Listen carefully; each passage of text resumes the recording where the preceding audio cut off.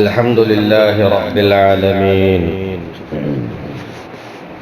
والصلاة والسلام على سيد المرسلين وعلى آله وصحبه أجمعين أما بعد ബഹുമാനമുള്ള മുഅ്മിനീങ്ങളെ, അല്ലാഹു നമുക്ക് ഈ പ്രഭാതം ഖൈർ വർദ്ധിപ്പിച്ചു നൽകട്ടെ, ശർറുകളൊക്കെ തട്ടിമാറ്റി ദൂരത്താക്കട്ടെ, ജീവിതവും മരണവും അള്ളാന്റെ പൊരുത്തത്തിലാക്കി അള്ളാഹു ഭാഗ്യം ചെയ്യട്ടെ. കർമ്മങ്ങൾ കണ്ടുകൊണ്ട് ഖബറിൽ കിടക്കുന്നൊരവസ്ഥ നിങ്ങളൊന്ന് ആലോചിച്ചു നോക്കൂ. എത്ര മനോഹരമായിട്ടുള്ള അവസ്ഥയായിരിക്കും അത്. ഖബറിൽ കിടക്കുകയാണ്, കാര്യങ്ങളൊക്കെ കണ്ടുകൊണ്ടിരിക്കുകയാണ്, അറിഞ്ഞുകൊണ്ടിരിക്കുകയാണ്. അങ്ങനെയൊരു ഖബർ ജീവിതം, അതാണ് മുത്തു മുഹമ്മദ് മുസ്തഫ സല്ലല്ലാഹു അലൈഹി വസല്ലമ തങ്ങളുടേത്.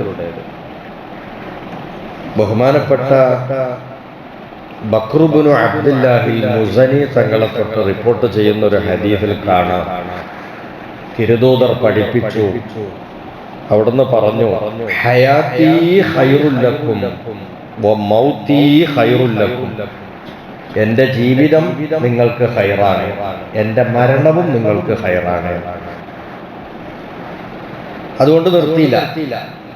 ഇനി മരണം ഖൈറാകുന്നത് എങ്ങനെ? ജീവിതം ഖൈറാണ്, അള്ളാന്റെ ദൂതരെ കൊണ്ടാണ് നമുക്ക് ഹിദായത്ത് കിട്ടിയത്. അവിടുന്ന് പ്രബോധനം ചെയ്തതിന്റെ ഫലമായിട്ടാണ് നമ്മൾ സത്യവിശ്വാസികളായത്, സൽ സ്വഭാവികളായത്, നല്ല സാമൂഹിക ജീവിതം നയിക്കുന്ന നല്ല പ്രകൃതക്കാരായി മാറിയത്, നല്ലൊരു കൂട്ടായ്മയുടെ ബോധം ഉള്ളവരായി മാറിയത്, മനുഷ്യപ്പറ്റുള്ളവരായി മാറിയത്, ഇതര ജീവികളോടുള്ള കരുണയുള്ള മനസ്സിന്റെ ഉടമകളായി തീർന്നത്, അവരനെ സ്നേഹിക്കാൻ പഠിച്ചത്, അയൽവാസിയോടുള്ള കടപ്പാട് പഠിച്ചത്, അനന്തരവന്മാരോടുള്ള ബന്ധങ്ങളെ കുറിച്ചിട്ട് പഠിച്ചത്, ഇതെല്ലാം നബി സല്ലല്ലാഹു അലൈഹി വസല്ലമ തങ്ങളുടെയാണ്. നമ്മുടെ നന്മ എന്തൊക്കെ ഉണ്ടോ അതിൻ്റെയൊക്കെ ദാതാവ്, അതിൻ്റെയൊക്കെ ഒരു എസൻസ്, അതിൻ്റെയൊക്കെ ഒരു കേന്ദ്രം കിടക്കുന്നത് തിരുനബി സല്ലല്ലാഹു അലൈഹി വസല്ലമ തങ്ങളിലാണ്. പിന്നെ പറഞ്ഞ എൻ്റെ മരണവും നിങ്ങൾക്ക് ഖൈറാണ്. അതെങ്ങനെ മരണം ഖൈറാവുക? ഈ ഹദീസിന്റെ തുടർഭാഗം കേൾക്കണം. നബി പറയാ, നിങ്ങളുടെ കർമ്മങ്ങൾ എൻ്റെ മേൽ വെളിവാക്കപ്പെടും, നിങ്ങൾ ചെയ്യുന്ന പ്രവൃത്തികൾ എനിക്ക് വെളിവാക്കപ്പെടും എന്നാണ് എനിക്ക് കാണാൻ കഴിയും. നമ്മളിപ്പോ ഈ സ്ക്രീനിലും ഇതൊക്കെ ഇങ്ങനെ കാണുന്ന ഒരു കാലമാണല്ലോ. പലതും ലോകത്തിന്റെ ഏത് ഭാഗത്ത് നടക്കുന്ന കാര്യവും നമ്മുടെ മുന്നിൽ കാണുന്ന സ്ക്രീനിൽ അത് തെളിഞ്ഞ് കാണാൻ നമുക്ക് കഴിയും. എന്നാൽ ഇത്തരം വാസിത്തകളില്ലാതെ, മാധ്യമങ്ങളില്ലാതെ, ഇത്തരം ഉപകരണങ്ങളില്ലാതെ, യന്ത്രങ്ങളില്ലാതെ, അഭൗതികമായി അല്ലാഹു തആല അവർക്ക് നൽകുന്ന കഴിവ് കൊണ്ട് അതിങ്ങനെ കാണാൻ കഴിയാന്നുള്ളത്, അതാണ് ഏറ്റവും വലിയ ബഹുമാനം. അമ്പിയാക്കൾക്ക് അങ്ങനെയുള്ള കഴിവുണ്ടാകുമ്പോൾ അത് അവരുടെ മുഅ്ജിസത്താണ്. ഔലിയാക്കൾക്ക് അതുപോലുള്ള കഴിവുണ്ടാകുമ്പോൾ അത് അവരുടെ കറാമത്താണ്, അല്ലാഹു കൊടുക്കുന്ന ബഹുമാനമാണ്. എങ്കിൽ തിരുദൂതർ പറയാണ്, നിങ്ങളുടെ അമലുകൾ, കർമ്മങ്ങൾ, നിങ്ങൾ എന്തൊക്കെ വേല ചെയ്യുന്നു, എന്തൊക്കെ പ്രവർത്തിക്കുന്നു, അത് എനിക്ക് വെളിവാക്കപ്പെടും. അങ്ങനെ കാണുമ്പോൾ, നല്ല കാര്യങ്ങൾ ഞാൻ കാണുമ്പോൾ, അതിന്റെ പേരിൽ ഞാൻ അല്ലാഹനെ സ്തുതിക്കും. അവിടുന്ന് പറയാണ്, ഇങ്ങനെ കാണുന്ന സമയത്ത് നല്ല പ്രവൃത്തി ചെയ്തതായിട്ട് എൻ്റെ ഉമ്മത്തിങ്ങൾ നല്ലത് ചെയ്തത് കാണുമ്പോ ഞാൻ അല്ലാഹനെ സ്തുതിക്കും, അൽഹംദുലില്ലാ അൽഹംദുലില്ലാ എന്ന് പറയും. കാരണം അത് അള്ളാഹുവിന്റെ ഹബീബായ നബിതങ്ങൾക്ക് കൂടിയിട്ടുള്ള ഒരു ക്രെഡിറ്റും ബഹുമാനമാണ്. കാരണം അവിടുന്ന് അള്ളാഹ് ഏൽപ്പിച്ച ഉത്തരവാദിത്വം നിർവഹിച്ചതിന്റെ പ്രതിഫലനമാണല്ലോ ഈ കണ്ടുകൊണ്ടിരിക്കുന്നത്. എൻ്റെ അനുയായികളിൽപ്പെട്ടവർ ഈ നല്ലത് ചെയ്യുന്നുണ്ടല്ലോ, വലിയൊരു ആശ്വാസവും സന്തോഷം ഉണ്ടാവും. അതിന്റെ പേരിൽ അള്ളാഹനെ സ്തുതിക്കും. ഇനിയാണ് ശ്രദ്ധിക്കേണ്ടത്. ഇനി എൻ്റെ ഉമ്മത്തികളിൽപ്പെട്ട ആളുകൾ, ഈ മനുഷ്യര് എന്തെങ്കിലുമൊക്കെ ദുഷ്കർമ്മങ്ങൾ ചെയ്യുമ്പോൾ, വേണ്ടാധീനം ചെയ്യുന്നത്, അതാണ് ഞാൻ കാണുന്നതെങ്കിൽ,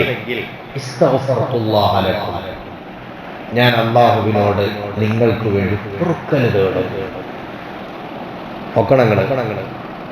ഈ ഉമ്മത്തിങ്ങളിൽ നിന്ന് ദുഷിച്ച പ്രവൃത്തി ഉണ്ടാകുമ്പോ ഖബറിൽ കിടക്കുന്ന ഹബീബായ നബി സല്ലല്ലാഹു അലൈഹി വസല്ലം തങ്ങൾ എന്താ ചെയ്യാ?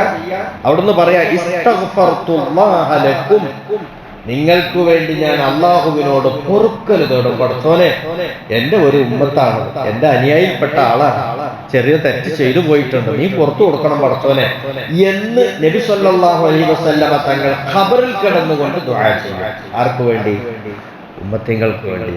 അപ്പൊ കണ്ട, അവിടുത്തെ മരണവും നമുക്ക് ഹൈറാകുന്നത് എങ്ങനെയെന്ന് വെച്ചാൽ, ജീവിച്ചിരിക്കുമ്പോൾ നമ്മളോട് എങ്ങനെ പെരുമാറിയോ, നമുക്ക് വേണ്ടി എങ്ങനെ പ്രവർത്തിച്ചുവോ, അതുപോലെ തന്നെ അവിടുത്തെ ബർസഖി ജീവിതം, അവിടുത്തെ ഖബർ ജീവിതം അങ്ങനെ തന്നെ പോവുകയാണ്. അപ്പോ നമ്മൾ എന്തെങ്കിലും ഒരു പ്രശ്നങ്ങൾ ഉണ്ടായാലും തെറ്റും കുറ്റമൊക്കെ ചെയ്താൽ നമ്മളതിന് മാപ്പപേക്ഷിക്കും. ഇത് കണ്ടുകൊണ്ടിരിക്കുന്ന തിരുദൂതരും നമുക്ക് വേണ്ടി പൊറുക്കൽ തേടും.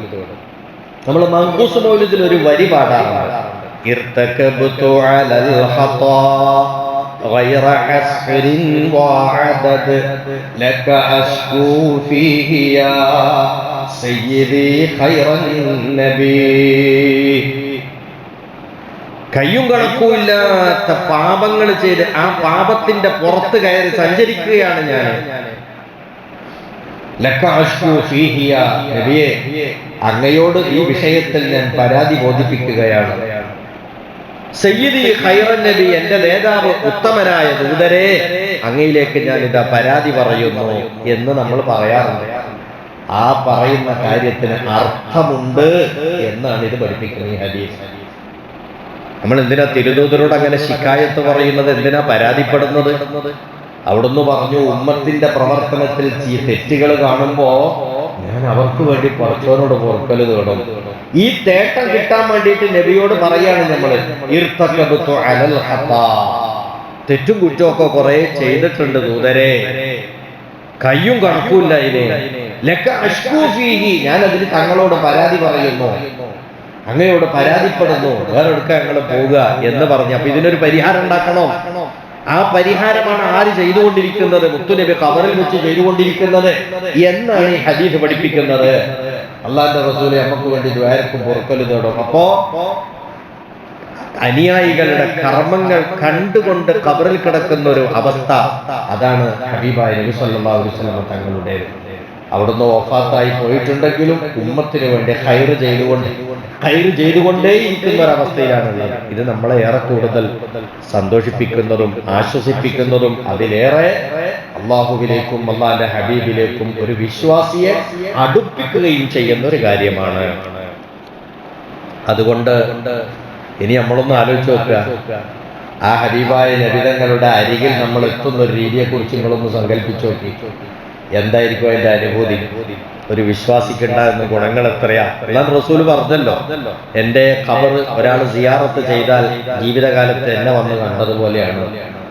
ഉണ്ടകള് കാശുണ്ടായിട്ട് കാര്യമല്ല, ആ കാശ് കൊണ്ട് നമ്മൾ ആ മക്കയിലും മദീനയിലും പോയി അള്ളാന്റെ ദർബാറാകുന്ന കഅബാലയത്തിൽ ചെന്ന് ഇബാദത്ത് ചെയ്യാനും മുത്തുനബിയുടെ ചാരത്തെത്താനും ഒരാൾക്ക് ഭാഗ്യം കിട്ടിയിട്ടില്ലെങ്കിൽ ഓനിക്ക് എത്ര പണം ഉണ്ടായിട്ടും ദുനിയാവുണ്ടായിട്ടും കാര്യമല്ല.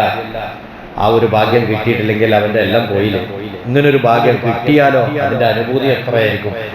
തിരുനബിയുടെ ഹലറത്തിൽ തന്നെ നമ്മൾ എത്തുക, അവിടുത്തെ മുഖത്തോട് നേരെ നിന്നിട്ട് അസ്സലാത്തു വസ്സലാമു അലൈക യാ റസൂലല്ലാഹ് എന്ന് സലാം പറയാനുള്ള ഒരു അവസരം ഉണ്ടാവുക. അവിടുത്തെ അരികിൽ ഇരുന്നു കൊണ്ട് അത്തഹിയ്യാത്ത് ഓതുക, അസ്സലാമു അലൈക അയ്യുഹൻ നബിയു പറയുക. തിരുനബിയുടെ ചാരത്തിരുന്നു കൊണ്ട് നമ്മൾ ഇങ്ങനെ കുറച്ചു നേരം സമയം ചെലവഴിക്കുക, ഇബാദത്ത് എടുക്കുക. എന്തൊരു അനുഭൂതിയായിരിക്കും അത് ഉണ്ടാവുക. അതുകൊണ്ട് കഴിയുന്ന ആളുകളെല്ലാം പരമാവധി ശ്രമിച്ച് ഹജ്ജിന് പോകാൻ നോക്കണം. ഇനി ഹജ്ജ് ചെയ്യാൻ അവസരം കിട്ടിയ ആളുകൾ ഉണ്ടെങ്കിൽ വീണ്ടും ഉംറ ചെയ്യാൻ വേണ്ടി പോകണം. ഇന്ന് അതിന് വലിയ കാശൊന്നുമില്ല. ഉംറ എന്ന് പറഞ്ഞാൽ എന്താ? ഈ കഅബാലയത്തിൽ ചെന്ന് കർമ്മങ്ങൾ ചെയ്യുക, തിരുനബിയുടെ സമീപത്തിലെത്തുക. ഇതെല്ലാം കൂടി കൂടിയതാണല്ലേ നമ്മൾ ഉംറ യാത്ര എന്ന് പറയുന്നത്. അപ്പൊ നബിയുടെ ഹദറത്തിൽ പോവുക, ഇടക്കൊക്കെ പോകാൻ കഴിഞ്ഞാൽ അത് വളരെ വലിയ പുണ്യമാണ്. കാരണം അവിടുത്തെ സന്നിധിയിൽ നമ്മൾ എത്തിച്ചേരുക എന്നുള്ളത് ചെറിയൊരു കാര്യമല്ല. അത് അവിടുത്തെ ജീവിതകാലത്ത് നമ്മൾ അവിടുത്തെ സഭയിൽ ചെന്നിരുന്നു പോരുന്നത് പോലെയുള്ള പുണ്യം അതുകൊണ്ട് നമുക്ക് നേടിക്കിട്ടുകയാണ്. അവിടെ അടുത്ത് നമ്മൾ എത്തുകയാണ്, നബിയോട് നമുക്ക് നേരിട്ട് സലാം പറയാൻ കഴിയാണ്. ഇതെല്ലാം ചെറിയതായിട്ടുള്ള കാര്യങ്ങളല്ല. അപ്പൊ നമ്മുടെ സാധാരണക്കാരന്റെ ഒരു ജീവിതമോ മരണമോ മരണാനന്തര അവസ്ഥകളോ അല്ല ഹബീബായ നബി സല്ലല്ലാഹു അലൈഹി വസല്ലം തങ്ങളുടേത് എന്നുകൂടി മനസ്സിലാക്കാനാണ് ഓർമ്മപ്പെടുത്തിയത്. അല്ലാഹു തആല നമുക്ക് എല്ലാ ഭാഗ്യങ്ങളും തരുമാറാകട്ടെ. തിരുനബിയുടെ സമീപത്തിൽ കൂടെ എത്താനുള്ള ഭാഗ്യം അല്ലാഹു നിലനിർത്തി തരട്ടെ. അടുത്ത റബ്ബ് അള്ളാഹിനെയും അള്ളാഹിൻ്റെ ഹബീബിനെയും കൂടുതൽ ഇഷ്ടപ്പെടുന്ന ഉത്തമരായ മുത്തഖീങ്ങളിൽ മുഅ്മിനീങ്ങളിൽ നമ്മളെല്ലാവരെയും നമ്മോട് ബന്ധപ്പെട്ടവരെയും ഉൾപ്പെടുത്തി അനുഗ്രഹിക്കട്ടെ. വആഖിറു ദഅ്വാനാ അനിൽ ഹംദുലില്ലാഹി റബ്ബിൽ ആലമീൻ.